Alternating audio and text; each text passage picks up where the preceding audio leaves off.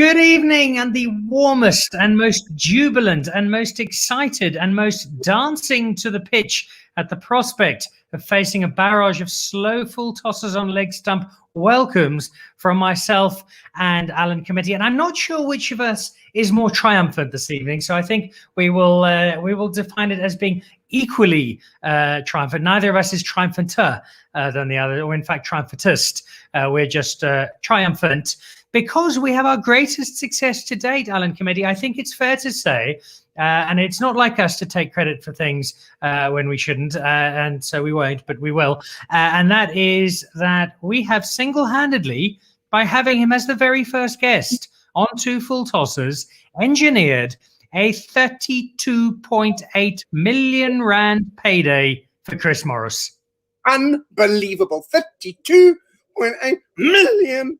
I mean, it's extraordinary. And he wouldn't have had no chance of that happening if he wasn't our first guest many, many weeks ago. I want to say 6 weeks ago, because this is our 6th episode, which in itself is an extraordinary achievement. I didn't want to brag. I don't think it's important, but we should say if we were on BBC, this would be a full season. We've done it, you and me, Dan. We're going places, is my feeling. Like Chris Morris. Indeed. And like Chris Morris, we are available on DVD.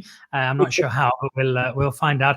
A staggering amount of money, and yet, and you and I have spoken about this extensively. Well, we haven't actually spoken about it at all, but we will speak about it. And that is, I feel, if you have a look at some of the other prices, it was one of the innumerable Richardsons who plays for Australia, who today got carted around Canterbury or Christchurch by some South Africans masquerading as New Zealanders. He went for, I think, 15 million rand. Basically, Chris Morris should have gone for about 400 million rand based on what they paid the Australians. That's right. Well, effectively, his 32.8 million rand was based on, because he was paid by meter of his height, I think. And as we know, he's tall, gangly, and that's not even his height. That's just his width. So congratulations to him. I suspect he's going to have a mighty, mighty fine IPL because I think you get buoyed, don't you, or buoyed or buoyed by that kind of affirmation, that kind of monetary affirmation. And the things he can do with that money now, can you even dream of it? Oh, can you imagine? I've dreamt of this. Can you imagine being able to replace your Gillette razor blades the same year you bought them? That is just, I can't. That makes me I'm weak at the knees. Can you imagine being able to buy 2 avocados from Woolies because of that money? Oh, that is just magnificent. Patrice Motsepe can't do that. No. You could buy Patrice Motsepe with 2 avocados. Yes, as we like to call him, 2 avocados Motsepe. Footballers do have the best nicknames. That's actually, we need to have a show looking at the rather poor selection of nicknames. In fact, I think since Mark War was known as Afghanistan, the Forgotten War. Yeah, that was a good one. And there was also the Australians gave Mondi Zondeki the great nickname All Hands, as in All Hands on Decky, which I like.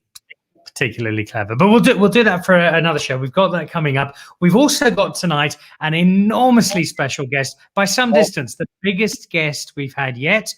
We were, as you know, going to have Kevin Peterson on the show, but we've managed to bump him off in favor of a far better known guest. He's probably the greatest all-rounder in the history of cricket.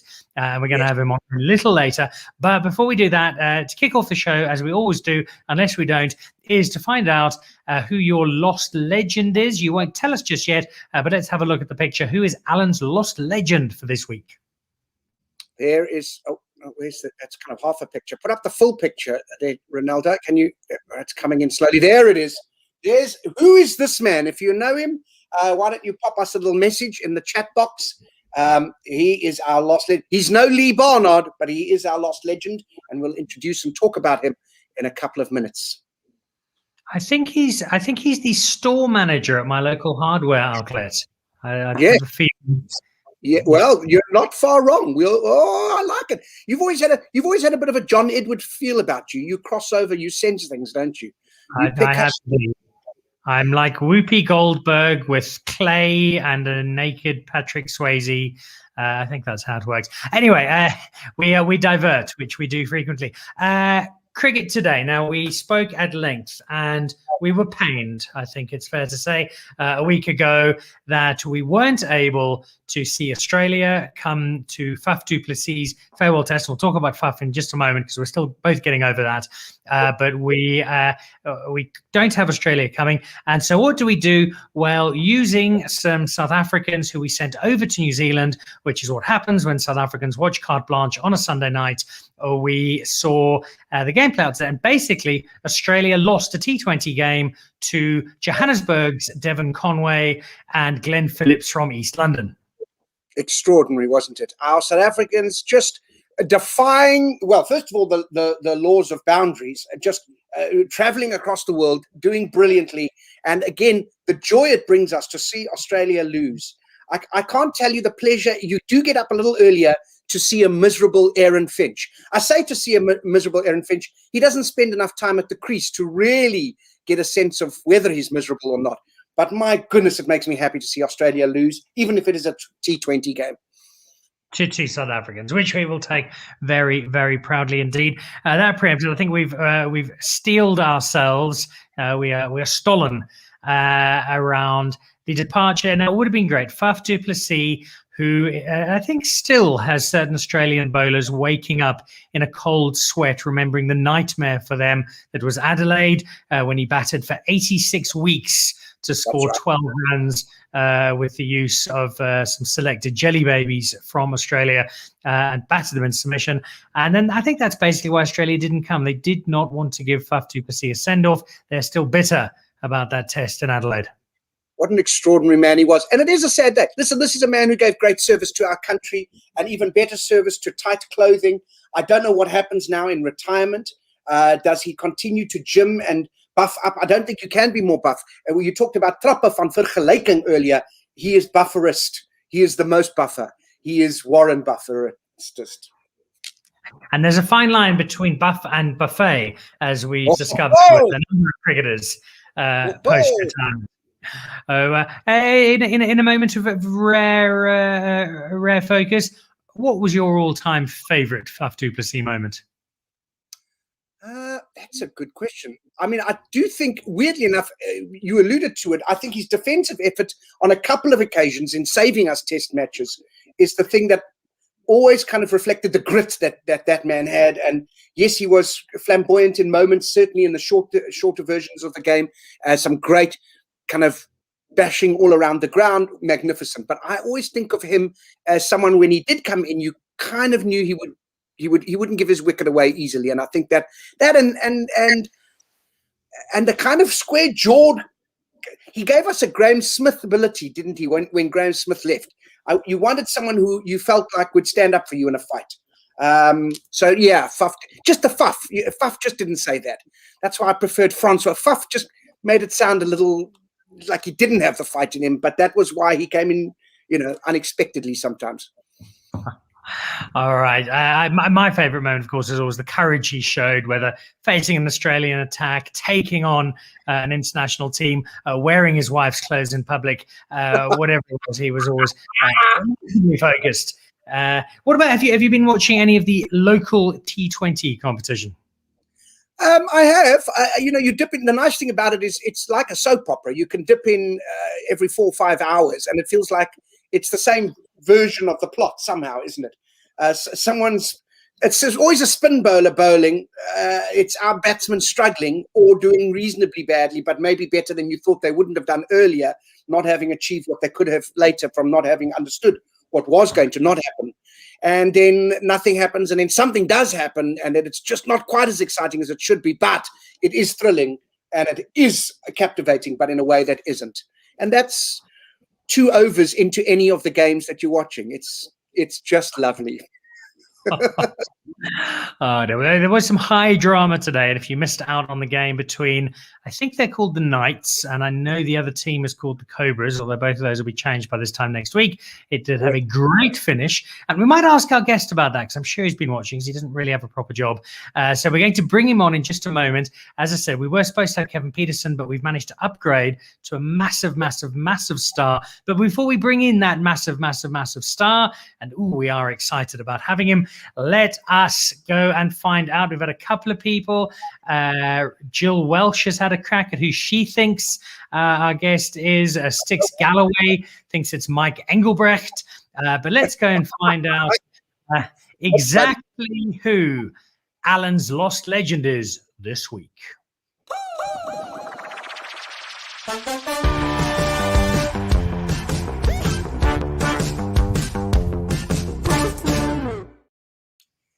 This week's lost legend, and I'll repeat again, he's no Lee Barnard, but he is legendary in his own right, is the Orange Free State's very own Kwesi Venter. Kwesi Mooi. 'n volle naam, Jacobus Francois Venter. Mooi naam. On the Africanometer, which measures how Afrikaans a name can be, that comes in at 8.7, which was actually higher than his batting average. This was a fine all-rounder, a traditional all-rounder in the sense of the look. He really encapsulated the totality of cricket.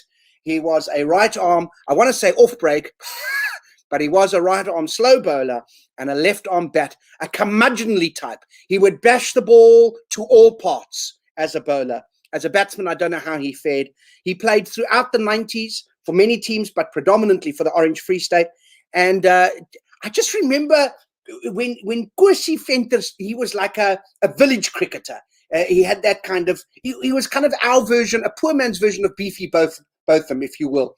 And the nice thing is that he looked, that face, that lovely round face. Bring up the picture of the, if you can, Ronaldo, of the where they're holding the ball. Oh, there's Kwesi Venter in full flight, left-hand bat. You can just see there's no, it's a power shot there. Fantastic. Practically, and a little round face. And then can you bring us the picture of him holding there we go, look at that. There's two Free State stars. That's Nicky Bodge on the one side, and then Kwesi Venter, whose face is rounder than the ball on the statue.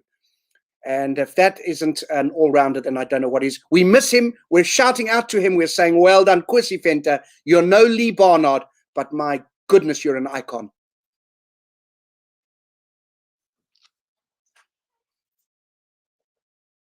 I've lost your sound. There we go. Yes, a fabulous, fabulous cricketer. Kind of the village blacksmith type in your local team. And he was a great, great bowler. And a great bowler is the man we bring in as our very special guest. He, as I said, we're supposed to have Kevin Peterson, but we've bumped up. And he's a man who I'm very excited to bring on for a particular reason, because he was the best in his field in one very special category. Take a deep breath there, Alan Committie, because I know you're as excited and breathless as I am, as we say a very good evening to Paul Harris. Whoa! Paul, here we go. Sorry, guys, I had some computer issues. Well, we are delighted to have you, and I want to get straight to the point here, Paul Harris, because that's how Alan and I work. Alan Committie and I have spent how many hours, Alan Committie, how many hours talking about South African cricket teams being selected when they go with AB de Villiers as the first player. They go with the opening bowler. It's Dale Steyn. They pick the opening batsman. Is it not the case, Alan Committie, that any decent cricket team, any team with any sense of what is right in the world of cricket, the first name on the team sheet every single game, Alan Committie, is the night watchman? A night watchman, yes. Sure. And this is a premier night watchman. It's a little bit like StreamYard. It's a little like StreamYard. You guys should use that instead of Zoom. One of those ones. Thanks. Let's think about that one, eh? Yeah. Welcome, Paul Harris. It is an absolute delight to have you on the show. It's good, man. I haven't seen you for a while. How are you? I'm extremely well. Surviving these strange times, and I think Alan and I were talking about this. We've almost come to terms with the fact that Paul Harris is no longer representing South Africa. It's probably the saddest, Alan, probably the saddest departure we've ever seen in South African cricket. I think so. I think without a doubt. I mean, for me, you represented all that was the Proteas. And I don't actually, I still assume that you're playing. I add your name to the list every single time. Is it? Whether you are or not. Absolutely, sir. In the cloud, eh? In the cloud, which is sometimes where save it there. would end up as well. You put it there. It's lovely. So, are those CDs in the back or books? These are DVDs, sir.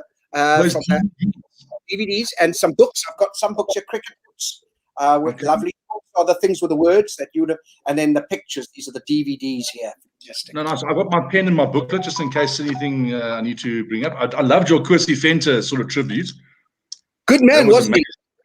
Yeah. Did you play any cricket against Kwesi Venter? Well, my first official first-class game, he was playing the game, actually. Right, he played 2003, 2004, I think.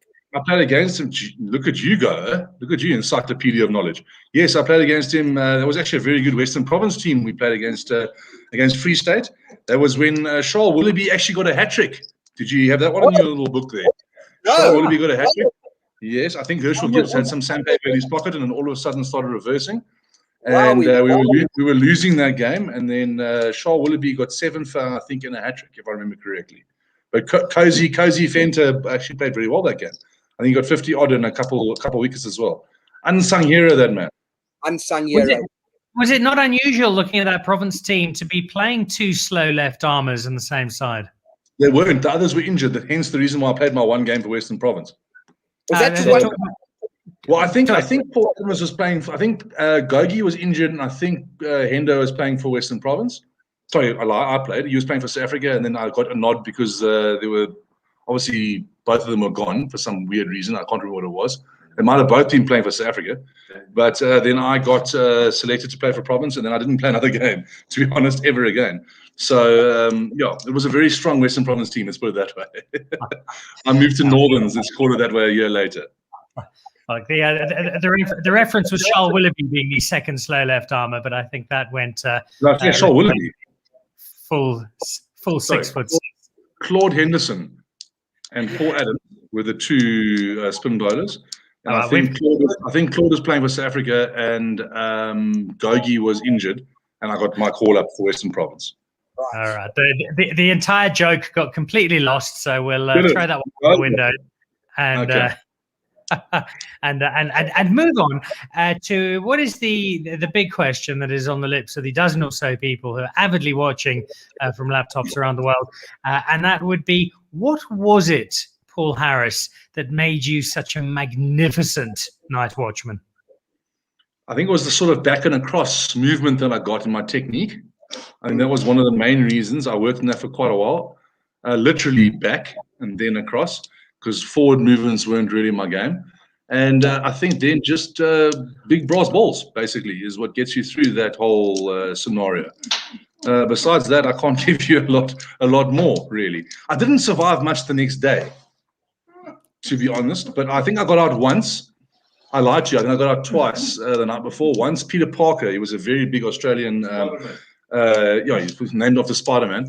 He wasn't much of a Spider-Man. He was a ginormous man. And he gave me out the night before, and I wasn't out. I didn't even hit my pad, actually. Hit the middle of my bat, gave me an Abu Dhabi, but there was no DRS in those days. And then I was given out Plum, Abu Dhabi to Harbhajan Singh once I was out.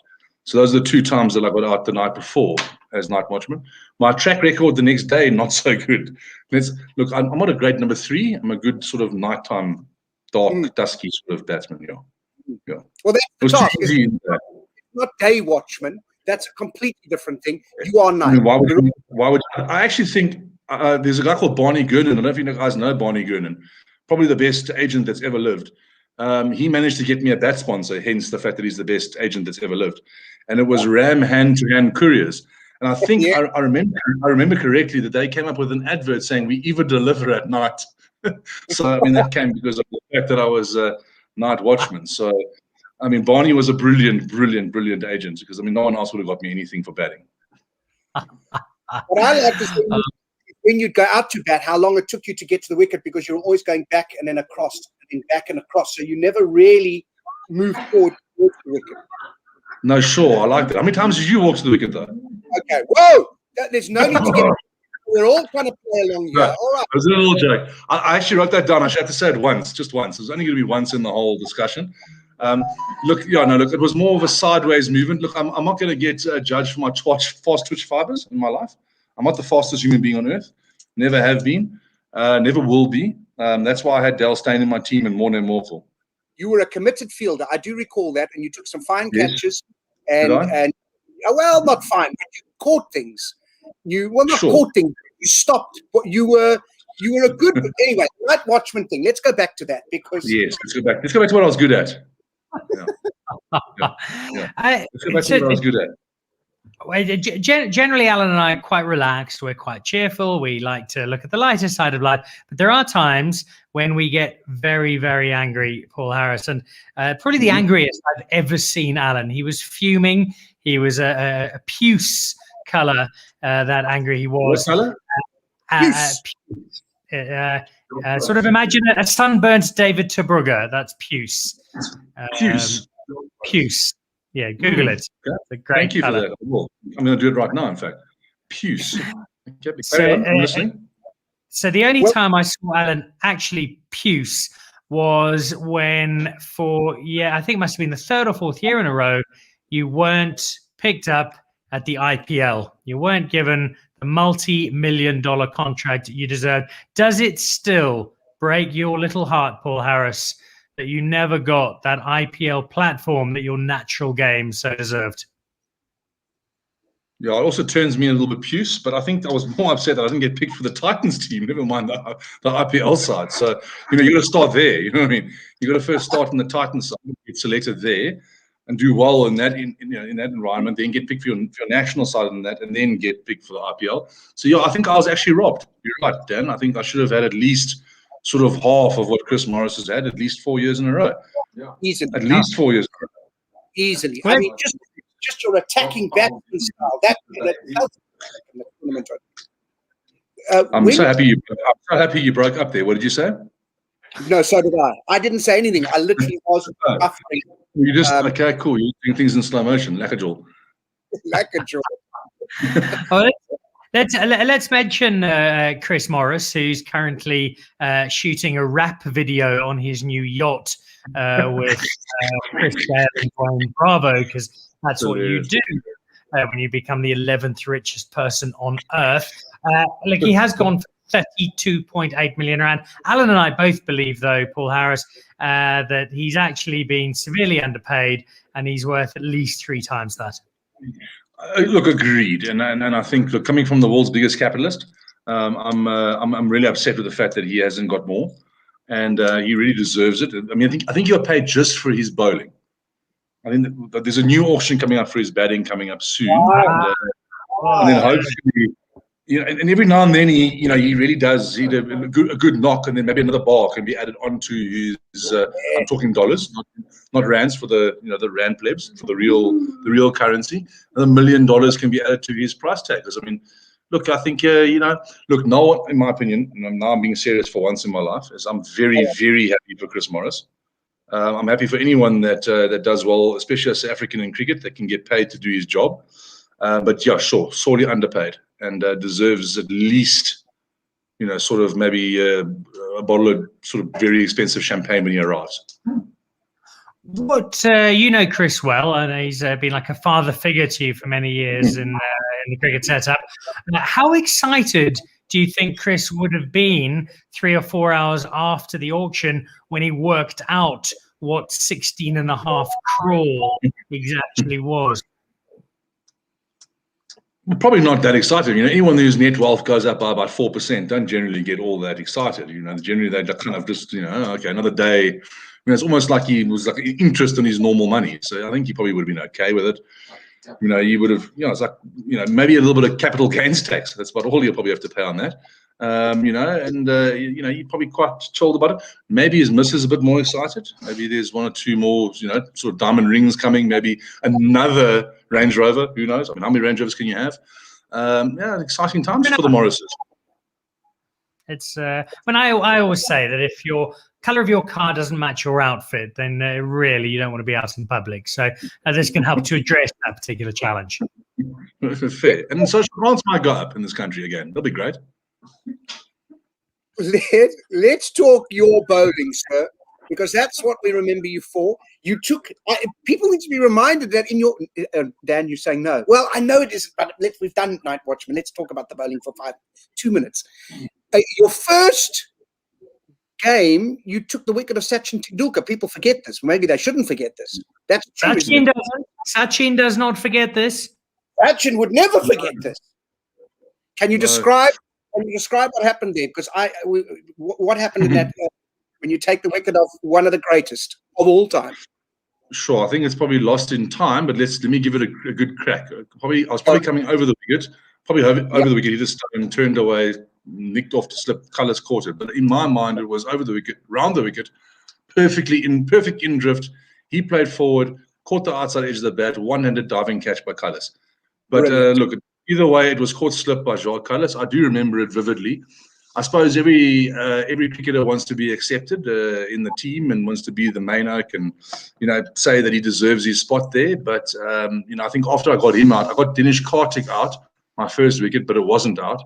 I had Ralph to thank for that one. And so my first official Test wicket was actually Tendulkar. And I suppose every time you get him out, you sort of feel a bit of excitement, and especially your second wicket, and Colours catching it, because I actually used to think Colours thought I was rubbish, especially when I first got into the side, because he doesn't say much to you. He kind of just, kind of looks at you, and he tells every player. I don't know if you guys know this. He tells everyone when they walk out, if you don't bowl well, if you don't bat well, we'll lose and it'll be your fault. So it's just a sort of gamey players, and some guys sort of obviously take that well. Other guys have like deer in headlights, and all I wanted to do was prove to Woogie that I was good enough. So hopefully after that, he thought for 1 second, for 1 minute, or 1 hour that I was okay. That's typical of our Weinberg boy, isn't it? And Weinberg, he didn't like that about you because you came from Fisher. He didn't like it. He didn't like it. There was a southern suburbs bias there, wasn't there? well, I mean, it's even further southerns. I mean, if you're going to talk southern suburbs, I mean, we are basically the southern suburbs, right? I mean, it's as far south, maybe a further south school. That's maybe right. Committie school, they don't have a high school. So, I mean, it is actually the southern suburbs. Anyone argues with you to say Fisher is the southern suburbs. It's easy. Now, I want to know, when you're talking about your bowling, a lot of slow bowlers, spin bowlers will work with flight and guile, and obviously finding consistency with turning the ball, but with degrees. But what I loved about you is all of that. You said, no, I don't need to turn the ball. I don't need to flight the ball. I don't need to change. What I will do is distract the batsman by appealing halfway through the delivery stride and ask the umpire for the wicket even before I've delivered the delivery. I thought that was genius. Genius. It is. I mean, that's probably sort of 102 out of my 103 Test wickets. You're 100% correct. It's about smoke and mirrors, and making the umpire look at you and not the decision. I mean, if I looked a little bit more like Faf, then maybe I would have got 400 Test wickets.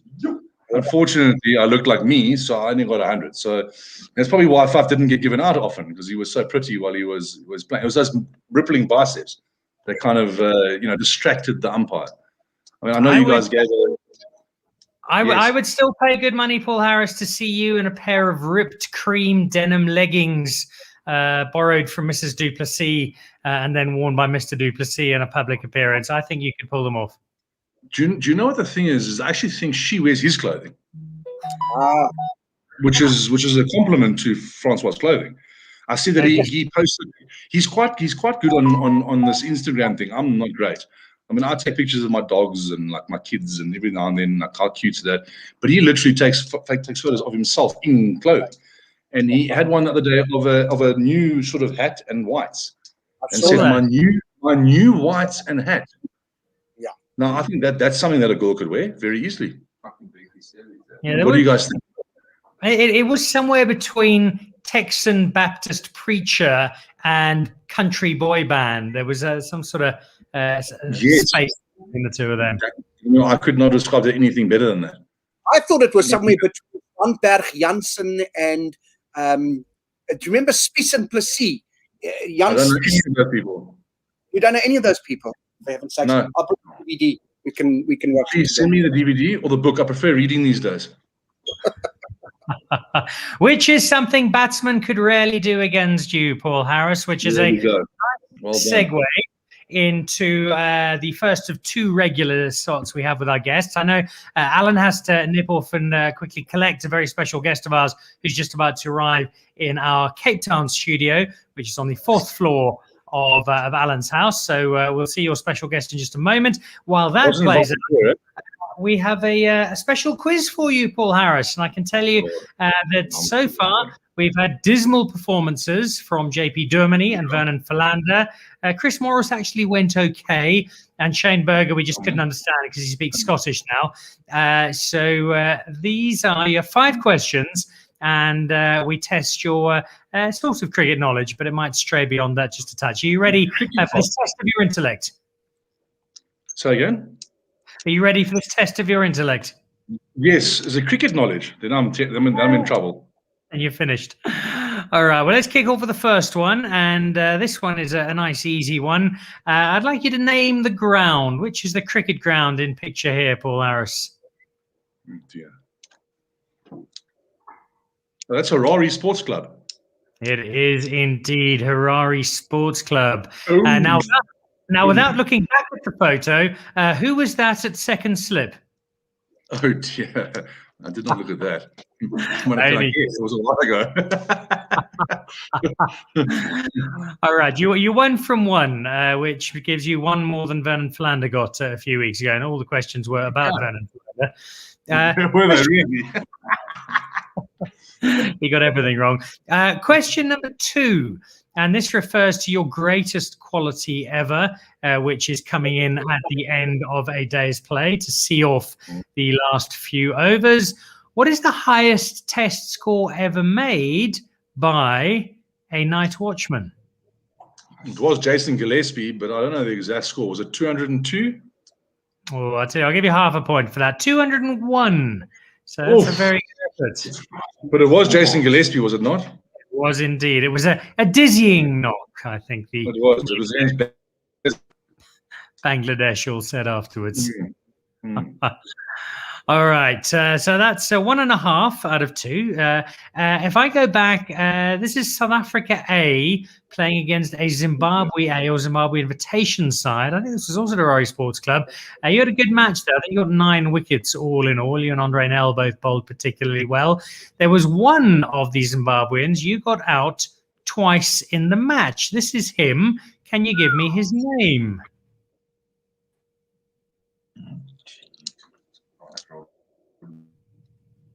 Wow.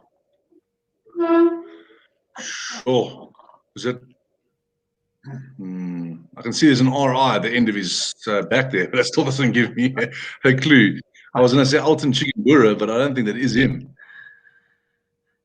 Any guesses? Yeah, sure. I don't know who that is. He was effectively Zimbabwe's Temba Bavuma, based on stature. Stuart Matikanyeri. Oh, Matikanyeri. That's a blast from the past. He's a lovely man as well. I'm actually sad I got him out twice. Well, it's a great claim for fame. Much as Sachin tells people he got out to Paul Harris, so Stuart Matikanyeri can tell people the same thing around the evening. 4 times. All right. Question 4 is a 5-part question, and you'll get 0.2 for each correct answer. In 2007, Wisden named you as one of their 40 group of cricketers of the year. You didn't. This is criminal. You didn't make the top 5. Who were the 5 Wisden cricketers of the year in 2007, the year you made the wider group? Sure, I know who was in when I actually made it, but thank you for that one, Dan. But I think I'm going to guess. I'm going to say Justin Kemp was one, but I think he was with me. I'm going to say, wow, who would have been in that time? And I remember the Wisden, you can only win it once, so it can't be someone. It can't be someone that has sort of. It has to be someone that played at the same time as me, and it's probably someone. Wow, this is a tough one, eh? I don't know why, but it's just screaming out Hainu Kun. Okay. Was one of them, because it can also be a wisdom cricket. It can also be a sort of first-class cricketer. It doesn't have to be an international cricketer. Correct. Was Vernon Philander in that group? I'm going to say Vernon Philander. I'm going to throw out a little one from the pot. I'm going to got 3. Wow. Who else got runs in there? I don't think Andrew Patrick ever got into that, although maybe he did. I'm going to go Andrew Patrick and Justin Ontong. Okay. So it's a very patriotic selection. Unfortunately, there wasn't a single South African in the list at all. So you are 0 from 5. Your 5 cricketers of the year were Paul Collingwood, Monty Panesar, Mohammed Yusuf, Mahela Jayawardene, and Cash. Yeah, you see, I got the wrong year. You should have given the year I did it. Then I would have told you. But anyway, that's fine. So what I get, 1.5. All right, yeah, you're sitting on 1.5 at the moment. One last question to finish you off.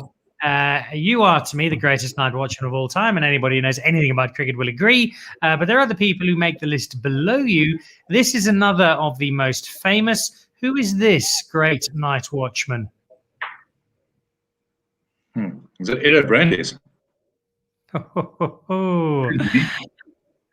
No, wait. Who's this like? Oh. I got no idea. I'm going to go with Edo Brandes. I got no idea who that is. Who's that guy? You almost got the you almost got the first half of the name right. He's one of your fellow spinners, England's Eddie Hemmings. Oh, Eddie Hemmings. Jeepers, that's a blast from the past, eh? You went into the doldrums there. I thought I got the Harare Sports Club right. I thought I was flying. All right. Well, 1.5. Not as good as JP Dermody, but you beat Vernon Philander. So what did JP get? Which intrigues me. JP got 2.5. Chances I can see his questions, maybe not, eh? I'll tell you what, I'll go and have a look for them. And while I go and have a look for them, let me introduce you. We've got a really special guest who joins us this evening. He's a very big fan of yours, and he has been beside himself with excitement all day at the chance to chat to you. So it gives me an enormous amount of pleasure to welcome on to 2 full tossers, the Life Vice President of the North Griqualand Umpires and Scorers Association, Meneer Johan van der Walt. Hallo Wim. Hallo, gaan het meneer? Baie dankie. Dis klaar. Hoe gaan dit? Nee man, dit gaan heel bekoorlik. Kyk, I have been so excitable for myself the whole. Oh, look some. There's another face. That just It's my Paul. It's my Paul. He's ongelukkig excited. Oh, nice to see you, Opa there. Listen, Mr. Paul Harris, I'm so excitable to find someone who is so prominent in the financial institution, for someone who has worked with R&B, who have taken F&B for so far, who have discovered Element House. You know, you and Dippenaar working together. I couldn't even believe it. There he was playing for the Free State. There you were. Yeah. Explain to me the financial crisis that we face ourselves in here in the country for a moment, because only your wisdom. Where do you go? Hallo, is jy nog daar? Wag. Ek is nog hier. Where the hell have you been? This is typical of you. You in and out, drift in and out. Stay with me. Ek is hier. I'm back. The global financial crisis. Yeah. Yeah, I think sort of the rand dollar has been a bit of a problem over the last little while. I think that's us Big Five, the big Afrikaans Five. I've been a little bit out of that, but I'm good friends with them. They funded me, so I must have done pretty well. My Meneer and the other sort of Afrikaans guys helped a sort of struggling English guy over the years to really pull through a small little bank that I decided to start. So I'm very excited about the fact that I managed to start a small little bank, and we turned that into a proper sort of private bank for everybody to be able to do their thing. So I'm very excited. I know it's hard for some people out there, but for me it's unbelievable. Listen, and I would imagine the huge amount of money that would have gone into make your hair when you used to play. I've never seen someone who's taken less. It took so much time with the bloody hair, and yet it looked so awful. It looked like you unmotivated for it. You know what I mean? That was the only highlights in some of your games was your hair. Yes, it was actually natural. It's actually natural. I spent so much time in the sun. Really? No, it's the top of the head. It was the top and the back. Natural. See, I don't spend much time in the sun anymore because I've been working with Laurie. So now we sort of in the office a lot more. So now it's a bit darker. It's a bit like yours, you know. It's that nice sort of comb over, never been cut. I call this the Kruiwagen comb over, based on my hero, Ria Kruiwagen. It's way more. He was sexy, yeah. Oh, sexy! You can't even tell. You just think of him, and my foot, my little leg goes like that. I don't even. Look at you go, like shaking now. Lekker Yeah. Yeah. Listen to and me. the accent, did you get the accent from Naas? Wat sê jy? Did you have Naas? The ananas? Ken jy the ananas? Ja, ek ken van Naas. People say The ananas. they are Naas, baie Naas. Naaser than you think. He's so beautiful. Now listen, I want to ask you 10 quick questions. He's very nice. Luister vir my, boeke football. Yeah. I'm going to ask you 10 quick questions, and you don't think for yourself. Now, you just give the first answer that comes to your mind. Okay, first answer. All right, here we go. LBW or Stumped for you? LBW. Muralitterin of Warren? Warren. MacGyver of Magnum PI? MacGyver. Ja, altyd. Brian McMillan of Brian Mitchell? No, Brian McMillan. The big man. Brian McMillan. Oh, hy sal vir jou bliksem. Batman of Superman? Wie? Luister. Batman of Superman? Yeah, Batman, Superman, yeah. Well, of course for you, because you are the Dark Night Watchman. Also, very good. Yeah. Cream soda or Fanta orange? Cream soda. Cauliflower or broccoli? Cauliflower. This one is going to trick for your mind. Okay, think carefully now. Nicky Boyer or Clive Eckstein? Nick Boyer. Sorry, Clive. Yesterday. That's tricky, that one, eh? Okay. Highlights or lowlights? Lowlights. And finally, Sean Pollock of Glenn McGrath. Come now. No, Sean Pollock. Always en altyd en altyd. Hy gaan golf. Hy kan nie golf nie. Nee, pragtig. He's an idiot, the other guy. Fantastic. No. Listen, this has been wonderful. Continue with your fine work with the banks, because you are. I always say, Paul Harris is a banker. I say something like that. Sometimes he doesn't make it sound. It's been lovely talking to you and with your opa. I think it's your opa. Baie dankie. Tot volgende keer. Dankie. Baie dankie. Cheers. That was entertaining. That was a special moment for you there, Paul Harris. I really did enjoy that. So who would you go to? Nicky Boyer or Clive Eckstein? Which one would you go? It's a tough one, eh? It is. I'd probably go Nicky Boyer because he also, under his pseudonym Werner Swanepoel, played scrum half of the Springboks. So you get two for the price of one. Jeez, look at you go. Wow. Okay. Always on a different level, eh? Very entertaining is our friend Mr. Van der Walt. Who was the great entertainer in your time when you played with the Proteas? Who was the guy who could always lift the team's spirits, put a smile on faces? I think Neil Mack. Neil Mack was sort of the funny guy, although a very good cricketer, but also sort of, especially in fines meetings. I mean, fines meetings are one of those things that are closed, but every now and then open to sort of what people will say and won't say. But he was quite funny, and having him and Bach as the sort of two fines masters, Bach being the sort of really strict disciplinarian and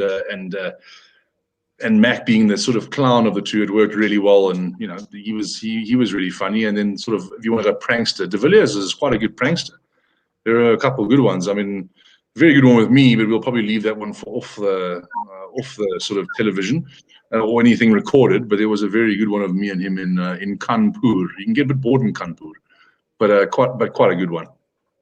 All right, that'll be up on season 2 of Full Tossers when Paul Harris makes his return.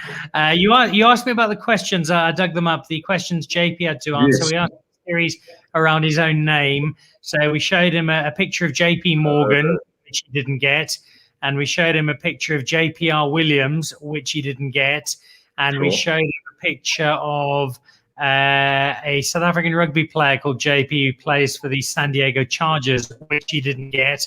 He did get PJ Powers, and then he got one other JP related one. He struggled a little as well. Lacked your fortitude. You don't make them too easy. I like this. I would like to re-quiz at some stage, if that's okay. No, there's a challenge here. This man, Dan Nicholl, whoa, it's a new level of quizzing, and you don't have to be too bad on yourself. I thought you did reasonably well. I don't like losing. I don't know if you've noticed that, but losing is not really in my sort of. Maybe I can use a few of your DVDs, and then I'll learn something. Well, if you don't like losing, you shouldn't have gone to so many World Cups then. I don't. Didn't. Oh.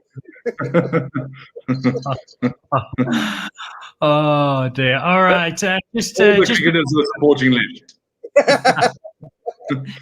Just before we wrap up, a final ode to our great night watchman, Alan. This has been a great pleasure, sir. I loved your enthusiasm. You were a fine exponent of the game. I do like it when you're on commentary as well, because I do think sometimes you say it like it is, and that's always refreshing. So hopefully we'll see more of that at some point in the future. And all the best, man. Thanks for joining us. Oh, thanks, guys. It's probably the very reason why you won't see me anymore on commentary. But thanks very much for having me. It's been a sort of breath of fresh air. I've really enjoyed this one. Luckily, I don't have to be in a suit in this one. I got to the Dan Nicholl show, and I rocked up in a t-shirt. And Dan said to me, "Have you ever seen our show?" And I was like, "I just came from the bush, my friend. I don't have many suits floating around."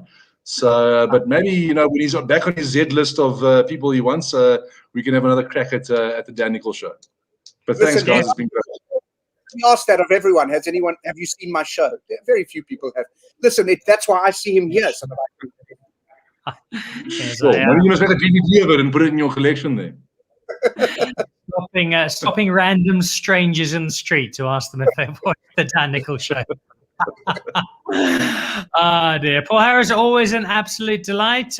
Look forward to a couple of beers and some golf with you soon, having you back on the Dan Nicholl show, and far more importantly, having you back on 2 full tossers to try and atone for those quizzes, and also to satisfy. I think at one point we had 11 people glued to this evening's show. Whoa. So we are breaking through into new and uncharted territory. Yes, can't wait. Can't wait. My dad said, "Oh my God, he was one."